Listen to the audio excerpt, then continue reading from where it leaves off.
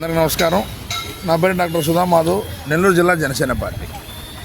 అయ్యా 11 కేసుల్లోనో 33 కేసుల్లోనో ఉన్న జగన్ రెడ్డి గారు హైదరాబాదు నాంపల్లి స్టేషన్కి పోతూ ఏదో పెద్ద ర్యాలీలు, గందరగోళాలు, రపాలు ఇన్ని చేసుకుంటూ పోవడం న్యాయ వ్యవస్థకి సిగ్గుచేటు, అతన్ని ఎంకరేజ్ చేస్తున్నటువంటి ఇటువంటి సిస్టమ్కి సిగ్గుచేటు.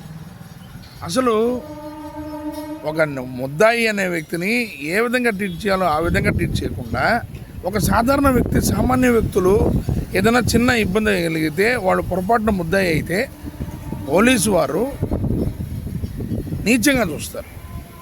నువ్వు ముద్దాయి రావాయే, చెప్పినట్టు వినవాయే, కూర్చోవాయే, లేవాయని. మరి పాపం ఈయన మాజీ ముఖ్యమంత్రి గారు, దానికి ముందు కూడా ఆయన ఏమీ కాకుండా కూడా ఆయనకి ఇవ్వాల్సిన మర్యాద అంటే డబ్బుంటే సరిపోతుంది ఆ సిస్టమ్కి. ఎవరైనా అంతేనా? అప్పుడు సామాన్యుడికి న్యాయం లేదా? జగన్ రెడ్డి గారు నిన్న నాంపల్లి స్టేషన్కి పోతూ ఆ ర్యాలీలేంది, ఆ గలబాలేంది, ఆ రచ్చలేంది?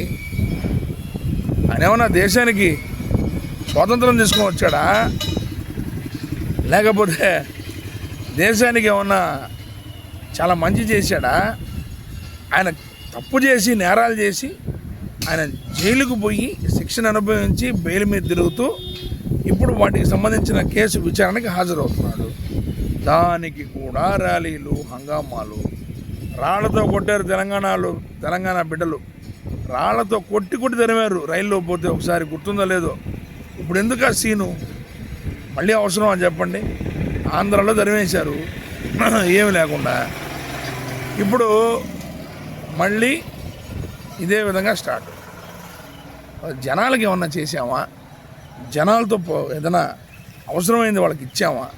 మన జోబులేంచి రూపాయి ప్రజల సొత్తు అప్పనంగా దాచుకుంటాం, పెద్ద పెద్ద భవంతులు కట్టుకుంటాం.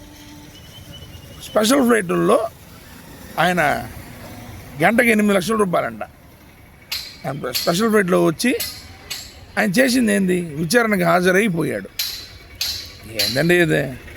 ఇంకా ఆయన్ని కొనసాగిస్తున్నారు. ఈ దేశంలో ఉండే చట్టాలు మార్చండి, ఈ దేశంలో ఉండే న్యాయ వ్యవస్థను మార్చండి. జై జనసేన, జై హింద్.